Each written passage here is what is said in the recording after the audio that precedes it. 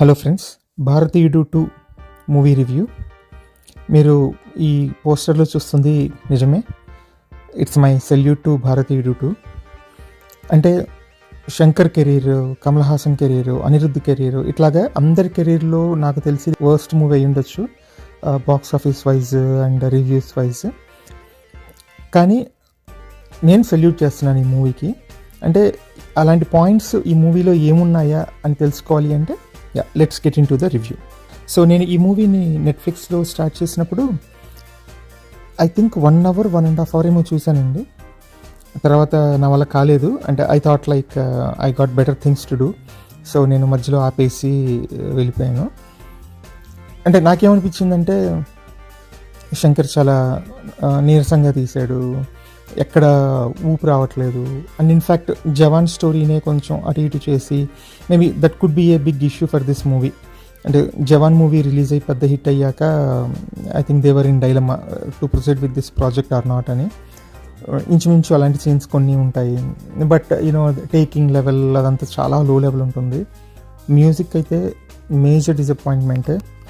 అసలు మధ్య మధ్యలో ఓల్డ్ భారతీయుడు ట్యూన్స్ వచ్చినప్పుడు చాలా చెవులకి చాలా రిలీఫ్ అనిపిస్తుంది అనమాట. సో ఓవరాల్గా చూస్తే శంకర్ ఈజ్ అవుట్డేటెడ్, నేరేషన్ చాలా స్లోగా ఉంది. కొన్ని సీన్లు అయితే సాగా తీసి చంపారంటే దాన్ని క్రింజ్ అంటారో మరి ఏమంటారో తెలియదు. కానీ ద వే భారతీయుడు కిల్స్ ద కరప్ట్స్ చాలా దారుణంగా ఉంది. అయినా నేను ఎందుకు సెల్యూట్ చేస్తున్నాను అంటే ఒక 2 points నాకు తెలిసి ఇప్పటిదాకా ఎవరు టచ్ చేయని ఒక 2 points ఈ మూవీలో చెప్పారు. చాలా బాగా చెప్పారు. That's the reason I want to acknowledge it. As a movie it's not making much impact. అంటే మనకి ఎలా ఉండాలి అంటే మనం రెస్పాన్సిబిలిటీ తీసుకోకూడదు అనమాట. ఇప్పుడు జవాన్ చూస్తే మన రెస్పాన్సిబిలిటీ తీసుకోకూడదు. ఎవడో విలన్ ఉంటాడు, ఎవడో హీరో ఉంటాడు. ఆ విలన్ని హీరో ఎంత ఇన్నోవేటివ్గా చంపుతాడు, ఎంత ఎంటర్టైనింగ్గా చంపుతాడు అనేది మూవీ ఓవరాల్గా. అంటే కొన్ని సోషల్ కాజెస్ తీసుకున్నారు కానీ జవాన్లో, బట్ ఓవరాల్గా కాన్సెప్ట్ అదనమాట. అయితే ఈ మూవీలో ఏంటి అంటే ప్రతి ఒక్కరి రెస్పాన్సిబిలిటీ. కరప్షన్ కానీ, అంటే కరప్షన్ అనేది just it's not about money. మనం ఎక్కడో ఒక 50 రూపాయలు ఇస్తాం, 100 రూపాయలు ఇస్తాం, 1000 రూపాయలు ఇస్తాము. లేకపోతే ఎవరో 1 కోటి రూపాయలు సంపాదిస్తాడు ఏదో కాంట్రాక్ట్లో. So it's not about money, it's the mind set.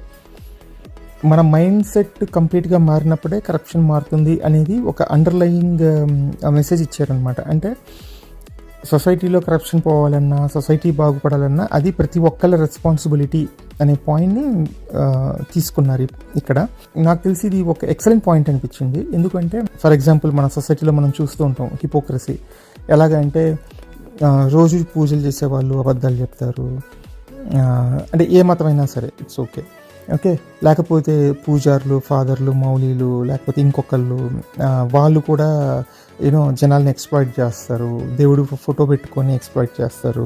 లేకపోతే మీలాంటి వాళ్ళు, నాలాంటి వాళ్ళు, చదువుకున్న వాళ్ళు కరప్షన్ పోవాలి, ఇండియా అలా ఉండాలి, ఇలా ఉండాలి అని అనుకునే వాళ్ళు కూడా ఎప్పుడైనా ఎక్కడైనా మనం కొంచెం అమౌంట్ కట్టాల్సి వచ్చినా, లేకపోతే ఏదైనా ల్యాండ్ ట్రాన్సాక్షన్ చేసినా, అంటే చాలా ఫ్రాంక్గా చెప్తున్నాను, ల్యాండ్ ట్రాన్సాక్షన్ చేయాల్సి వచ్చినా, ఇంకెక్కడన్నా వచ్చినా కూడా మనకి ఈ చిన్న పని చేయటం వల్ల మనకు ఒక 2 లక్షలు 3 లక్షలు మిగులుతాయి అనుకుంటే వి థింక్ మనం ఒక డైలమాలో పడతామన్నమాట థాట్ ప్రాసెస్లో.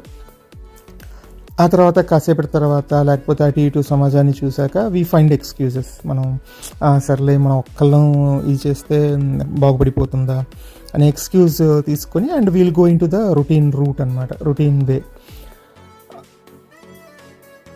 ఎవరైనా సరే, ఇంట్లో పెద్దోళ్ళైనా చిన్నోళ్ళైనా మనమైనా చాలా కేసెస్లో అలా చేస్తుంటాము. ఎక్కడ మనం ట్యాక్స్ తగ్గించుకోవచ్చు అని, లేకపోతే ఎక్కడ ఇంకో రకంగా సంపాదించవచ్చు అనో, లేకపోతే ఇంకో రకంగా, రైట్? సో ఆ పాయింట్ని ఇంత డైరెక్ట్గా చెప్పటం మాత్రం గ్రేట్. నాకు ఆ పాయింట్ బాగా నచ్చింది. నెక్స్ట్, కరప్షన్ పోవాలి అని మనం ఆశపడితే జరగదనమాట. మనలో ఫస్ట్ మార్పు రావాలి, రైట్? ఒక ఇండివిజువల్గా ప్రతి ఒక్కరిలో ఆ మార్పు వచ్చినప్పుడే అది పాసిబుల్ అయింది, అది రిఫ్లెక్ట్ అయ్యిద్ది. ఎందుకు అంటే ఎంత మంచి లీడర్ వచ్చినా రూల్స్ పెట్టగలరు కానీ ఆ రూల్స్ని బ్రేక్ కాకుండా, లూప్ హోల్స్ ఫైండ్ అవుట్ చేయకుండా ఫాలో అవ్వాలి అంటే అది మన వల్లే అవుతుంది. గ్రౌండ్లో ఫాలో అయ్యేవాడు లేకపోతే ఎన్ని రూల్స్ తెచ్చినా మేబీ స్ట్రిక్ట్గా కొన్ని రోజులు ఇంప్లిమెంట్ చేస్తారేమో, కానీ ఆ తర్వాత అన్నీ డైల్యూట్ అయిపోతాయి, పెద్ద రిజల్ట్ ఏమి ఉండదన్నమాట. Okay, right. ఇంకొక నెక్స్ట్ పాయింట్ నాకు బాగా నచ్చింది ఏంటి అంటే, ఈ మూవీలో ఒక పాయింట్ చెప్తారు, నేను సుభాష్ బోస్ దారిలో వెళ్తాను, మీరు గాంధీ దారిలో వెళ్ళండి అని చెప్పేసి. అంటే ఇప్పుడు మనకి ఒక లాస్ట్ 10-15 ఇయర్స్ నుంచి ఒక ప్రాపగాండా ఏంటి అంటే, ఒకరిని పెంచాలి అంటే ఒకరిని తగ్గించాలన్నమాట. అంటే చాలామంది వస్తారు, అసలు నిజంగా father of the nation Subhash Bose అని, అంటే వాళ్ళకి బోస్ మీద ప్రేమ ఉండదు, రెస్పెక్ట్ ఉండదు, పక్కన ఇంకొకరిని తగ్గించాలి కాబట్టి బోస్ నేమ్ వాడుకుంటారనమాట. అలాగే పక్కన ఇంకొకరిని తగ్గించాలి కాబట్టి పటేల్ నేమ్ వాడుకుంటారు. అలాంటి ప్రాపగాండా ఉన్న టైంలో కూడా ఈయన 2 దారులు అవసరం, ఈ దారిలో నేను వస్తాను, ఆ దారిలో మీరు రండి అని చెప్పి చేయటం అనేది చాలా బాగా అనిపించింది. నెక్స్ట్, సొసైటీలో మార్పు రావాలి అంటే ఏ దారిలో వెళ్ళాలి అనేది కూడా ఈ మూవీలో ఒక ఇది ఇస్తారనమాట. ఓకే, సో నాకు ఆ పాయింట్ బాగా నచ్చింది. అంటే ఎప్పుడు ఒకరిని పెంచి ఒకరిని హీరో చేసి ఒకరిని విలన్ చేసి ప్రాపగాండా గేమ్ ఆడించడం కాకుండా, హేట్ గేమ్ ఆడించడం కాకుండా, ఈ ఇద్దరు కలిసి ఈ 2 దారులని మనం కలిసి పాటిస్తే ఎలా ఉంటుంది అనేది చెప్పారు. థర్డ్ పాయింట్ ఏంటి అంటే, ఈ మూవీలో లాస్ట్కి వచ్చేసరికి ప్రతి ఇంట్లో చూస్తే ప్రతి ఒక్కళ్ళు అంటే స్ట్రిక్ట్గా ఉండాలి అంటే వాళ్ళకి ఏదో ఒక లాస్ జరుగుతూ ఉంటుంది. ఇంకా ఫైనల్గా అందరూ తిరగబడతారు, సర్లే కరప్షన్ ఏదో ఒకటి అట్లా ఇట్లా ఏదో జరిగిందిలే, మనం ఇన్ని రోజులు హ్యాపీగా ఉన్నాం కదా ఈ కరప్షన్ ఉన్నా కూడా, సో లైఫ్ ఇలాగే వెళ్తుందిలే, నీతికి నిజాయితీకి పోయి మనం ఇంకా ఎక్కడ నష్టపోతాం అనేసి జనాలందరూ ఎదురు తిరుగుతారనమాట. అంటే అక్కడ నాకు నచ్చింది ఏంటంటే, అది చాలా రెబలియస్ థాట్. అంటే జనాలు చూసి డబ్బులు ఇచ్చి చూడాల్సిన సినిమాలో జనాలనే విలన్స్గా చూపించటం. అంటే ఈ పాయింట్ ఇదివరకు కూడా కొన్ని మూవీస్లో టచ్ చేసి ఉండొచ్చు, అంటే సొసైటీలో మార్పు వస్తేనే ఓవరాల్గా మార్పు వస్తుంది అనేసి. బట్ ఇందులో ఇంకా చాలా స్ట్రైట్ ఫార్వర్డ్గా, చాలా బ్లంట్గా చూపించారు. సో అంటే దాన్ని పాజిటివ్గా తీసుకోవాలి అనుకుంటున్నా. అంటే ఏదో జనాలందరినీ కరప్ట్ అన్నట్టు కాదు, కానీ మన హ్యూమన్ సైకాలజీ ఎలా ఉంటుంది, మన వరకు వస్తే మనం ఎలా రియాక్ట్ అవుతాము అనేది జెన్యున్గా చూపించారు అనిపించింది. సో ఈ 3 పాయింట్స్కి గాను I salute to the movie and movie team. So అంతే ఫ్రెండ్స్.